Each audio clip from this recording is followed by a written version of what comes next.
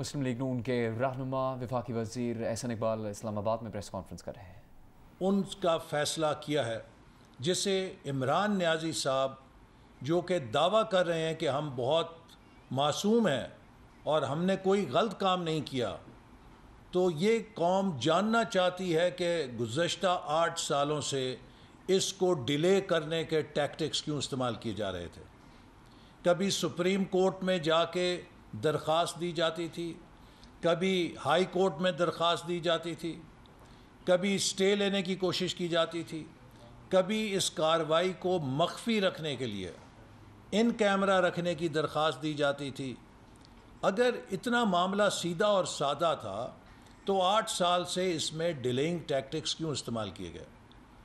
اصلیت یہ ہے کہ عمران خان صاحب نے پاکستان کے آئین اور قانون کے ہر ضابطے کی خلاف ورزی کر کے ممنوعہ اور فوراً فنڈنگ حاصل کر کے پاکستان میں ایک ایسی سیاسی تحریک شروع کی جس کا مقصد بیرونی ایجنڈاز کی تکمیل تھا۔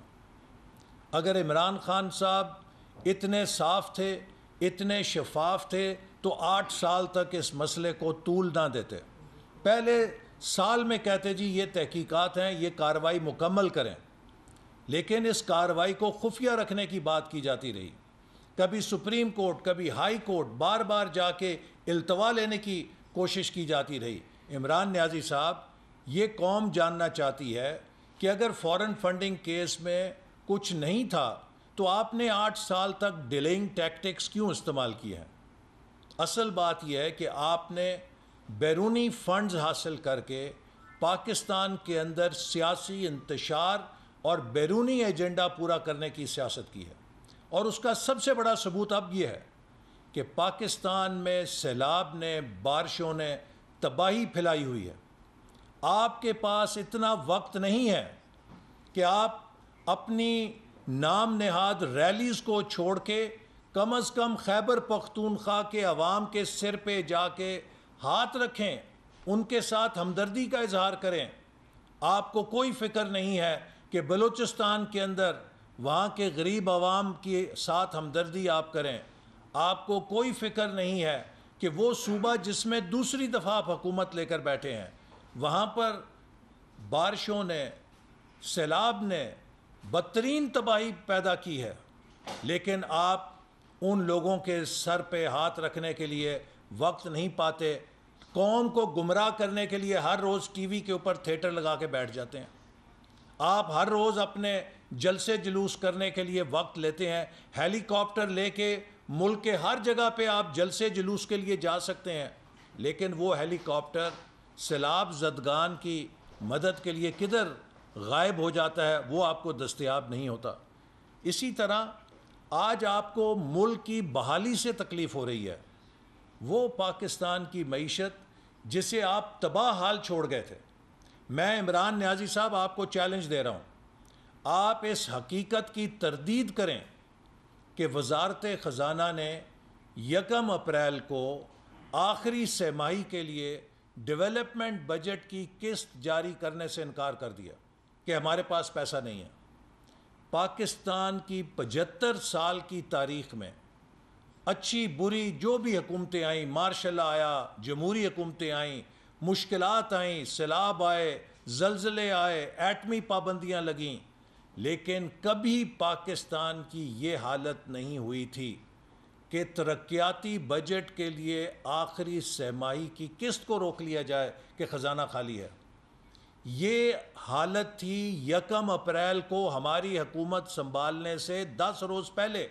آپ ملک کا خزانہ خالی کر کے ملک کی معیشت کو تباہ کر کے چھوڑ گئے تھے، اور ہماری حکومت نے، وزیر اعظم شہباز شریف صاحب اور ان کی ٹیم اور اتحادیوں نے نہایت محنت کے ساتھ ان پاپولر فیصلے کر کے آج پاکستان کو بحالی کی طرف ڈالا ہے۔ اپریل کے مہینے میں جب آپ نے حکومت چھوڑی ہے تو تمام ماہرین شرطیں لگا رہے تھے کہ پاکستان کتنے دنوں میں یا کتنے ہفتوں میں سری لنکا کے راستے پہ گامزن ہوگا اور پاکستان سری لنکا کتنے دنوں میں بنے گا۔ آج الحمدللہ کوئی دنیا میں یہ نہیں کہہ رہا کہ پاکستان سری لنکا بننے جا رہا ہے. پاکستان معاشی بحالی کی طرف گامزن ہے.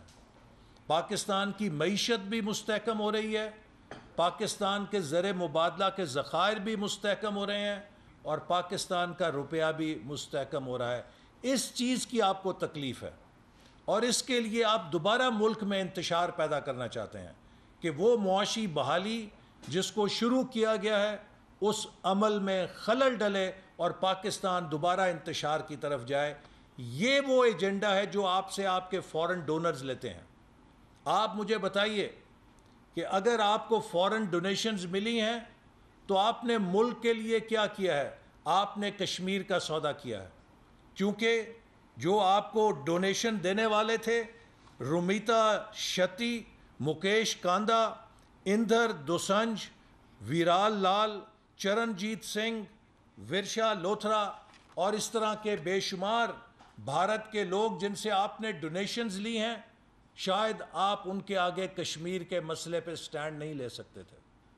پاکستان کی تاریخ میں کبھی ایسا نہیں ہوا کہ کسی حکومت نے اتنی کمزوری دکھائی ہو کہ بھارت نے یک طرفہ طور پہ کشمیر کو اینیکس کر لیا اور آپ خاموش تماشائی بنے رہے.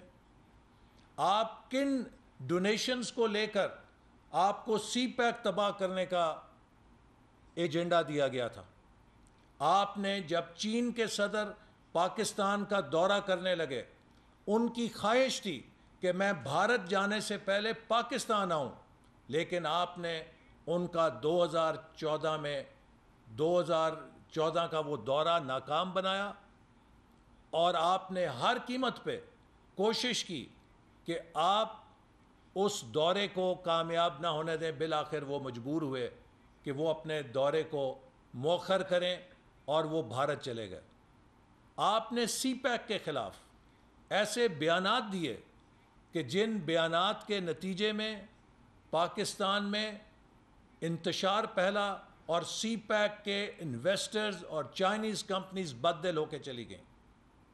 چین کے صدر کو ستمبر 2013 میں دورہ کرنا تھا جسے آپ نے ناکام بنایا, اور اس کے بعد لگاتار آپ چین کو تانے دیتے رہے کہ مہنگے قرضے, کرپشن ہو رہی ہے, حقیقت نہیں ہے.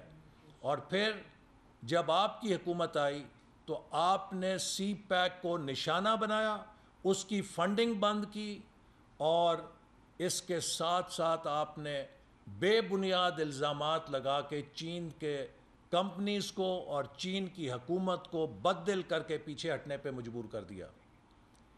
4 سالوں میں ہماری حکومت کے دوران 29 ارب ڈالر کے منصوبے لگے. آپ کے 4 سالوں میں $1 کا سی پیک کے اندر نیا منصوبہ نہیں آیا. آپ نے گوادر بندرگاہ کو کس کے اشارے کے اوپر تباہ کیا؟ 4 سال آپ سے پیسہ مانگا جاتا رہا کہ ڈریجنگ کرنی ہے, اس کی صفائی کرنی ہے بندرگاہ کی. آپ نے 4 سال میں وہاں صفائی کے پیسے نہیں دیے, اور سلٹنگ کے نتیجے میں گوادر بندرگاہ بڑے جہازوں کے لیے بند ہو گئی. کون ہے مجرم؟ کس کے اشارے پہ آپ سی پیک کو تباہ کر رہے تھے؟ یہ وہ ایجنڈا ہے جو فورن فنڈنگ کے ساتھ آپ پاکستان کے مفادات کے ساتھ کھیلتے رہے ہیں. آپ کس کے ایجنڈے پر پاکستان کے اداروں کو اپنے نشانے پہ رکھتے ہیں؟ ہائیبرڈ وار, 5th جنریشن وار, ممالک کے اندر